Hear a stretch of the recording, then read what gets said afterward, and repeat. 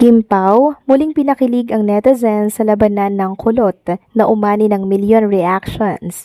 Nagkulitan sa social media, fans hindi na alam kung asaran pa o pa-soft launch na. Kim Chu, parang superwoman, 4 na ganap sa isang araw, kapilang ang kalaban ng pagod. Fans na inspire sa grinding queen na laging on the go. Tara, kwentuhan muli tayo.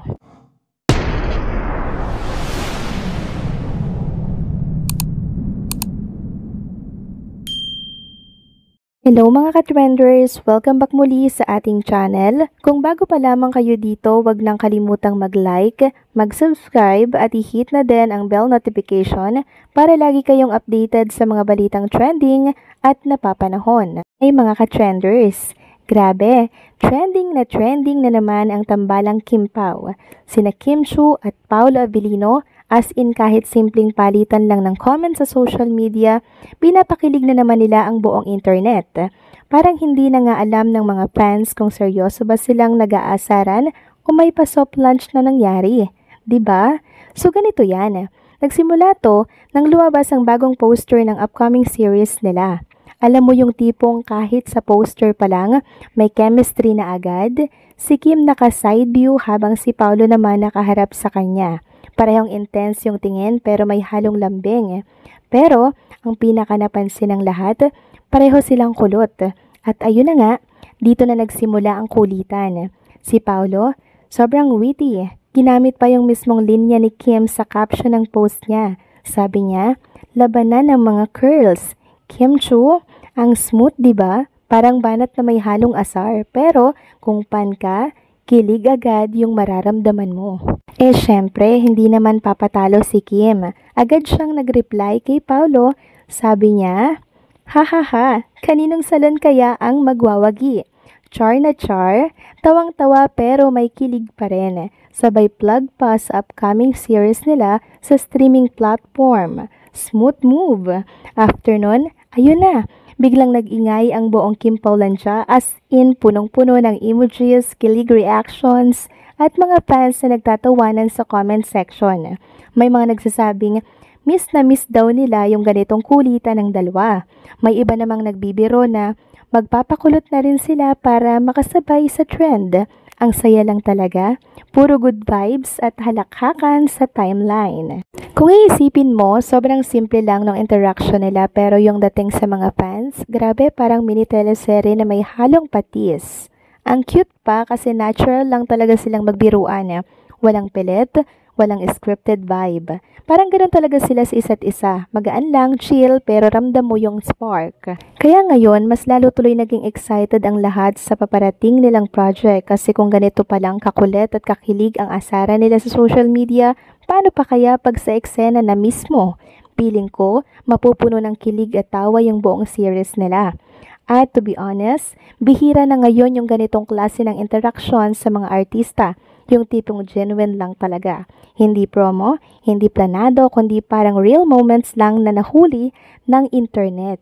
Kaya siguro sobrang nakakatuwa para sa mga fans kasi parang kasama rin nila sa asara ng Kim Pao. Tapos, aminin natin, bagay na bagay sa kanila yung kulot look.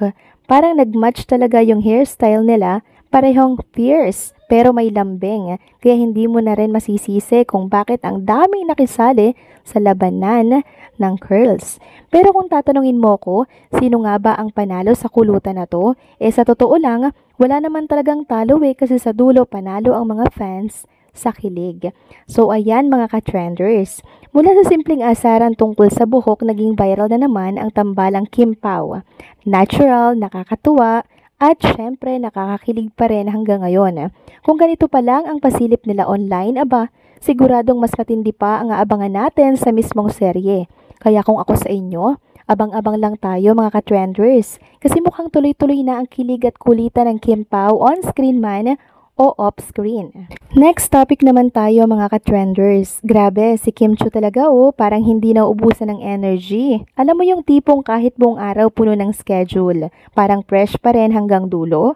Kasi daw, may sekreto siya kung saan siya kumukuha ng lakas. At hindi yan spinach gaya ni Popeye, kape mga ka-trenders. Kape ang sagot ni Kim Chu. So ganito yung nangyari. May isang fan na sobrang hanga sa kanya kasi imagine mo ha, sa loob lang ng 24 hours, nakagawa si Kim ng 4 na malalaking ganap. As in, nakalipad na siya pabalik ng Manila, nag-rehearse pa para sa ASAP Vancouver, pumunta pa sa showroom ng business niyang House of Little Bunny para ayusin ang mga bugs, tapos nakatakbo pa ng 10 kilometers. Sino ba namang hindi mapapagod sa ganon, di ba? Pero si Kim, parang wala lang. Dahil sobrang impressed yung fan, tinanong niya kung paano kaya nagagawa ni Kim lahat yun at doon na pumasok ang cute na sagot ng Chinita Princess. Simple lang daw, kape at hindi basta kape ha, heavy duty talaga. Yung tipong pangbuhat ng buong araw, kaya pala kahit sunod-sunod ang ganap niya, all smiles pa rin at parang walang kapaguran. Siyempre, after ng post na yon, nag-viral agad sa fandom. Ang daming natawa pero mas marami pa yung napabilib. May mga nagsasabing sobrang idol talaga si Kim kasi kahit parang kiti-kiti na sa dami ng lakad, hindi mo mararamdaman na pagod siya. May iba pang nagsabi na parang siya na raw talaga ang babaeng walang pahinga. Kasi matapos ang lahat ng yon, may event pa siya sa Iloilo at birthday celebration pa na dinaluhan. Imagine mo yun, 4 na big event sa isang araw tapos may 2 pahabol pa. Pero yung nakakatuwa kay Kim, kahit gaano siya ka-busy, nakukuha pa rin niyang makipagkulitan sa fans. Game siya palagi mag-reply, magbiro at magkwento. Hindi mo mararamdaman na pagod na siya kasi ang gaan ng aura niya palagi, parang good vibes machine talaga. Kung iisipin mo rin, bagay na bagay si Kim maging endorser ng coffee brand kasi hindi lang siya mahilig sa kape, pero siya mismo ang buhay na patunay na kaya mong maging productive at energetic basta may tamang fuel sa katawan. Para siyang walking advertisement, laging on the go, laging may ngiti at laging handa sa kahit anong challenge. At alam nyo mga ka-trenders, more than the caffeine, feeling ko malaking factor din yung positive attitude ni Kim. Parang wala siyang tiniting ng imposible. Basta may goal, go lang ng go. Hindi siya nagrereklamo, hindi nagmamadali pero natatapos lahat ng kailangan niyang gawin.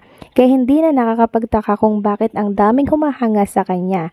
Yung iba nga sabi nila, kapag dumating na yung time na mag-settle down si Kim, baka doon pa lang siya magbawas ng load kasi sa ngayon sobrang unstoppable pa niya. Nakaka-inspire talaga si Kim Chiu kasi pinapakita niya na kaya mong pagsabayin ang passion, career, business at fitness. Basta may disiplina at syempre may kape. Kaya kung minsan feeling nyo drain na kayo sa trabaho o sa school, isipin nyo na lang to si Kim, 4 na schedule sa isang araw tapos may extra pa pero hindi pa rin nawawala yung smile at energy niya. So ayan mga ka-trenders, kung si Papay may spinach, si Kim Chiu naman may kape at sa dami ng ganap niya sa isang araw, baka nga kailangan na rin natin ng Kim level caffeine para makasabay sa energy ng Chinita Princess. Grabe, iba talaga si Kim Chiu. Tunay na queen of hustle. And that's it mga ka-trenders. Dito na po nagtatapos ang ating isa na namang trending video update. Salamat sa inyong pagsubaybay at pagsama sa akin hanggang sa dulo ng video na ito. Pero bago kayo umalis, huwag niyo pong kalimutang mag-like, mag-comment, mag-subscribe at hit na rin ang bell notification para lagi kayong updated sa mga balitang trending at napapanahon. Kita-kits sa susunod na video. Paalam!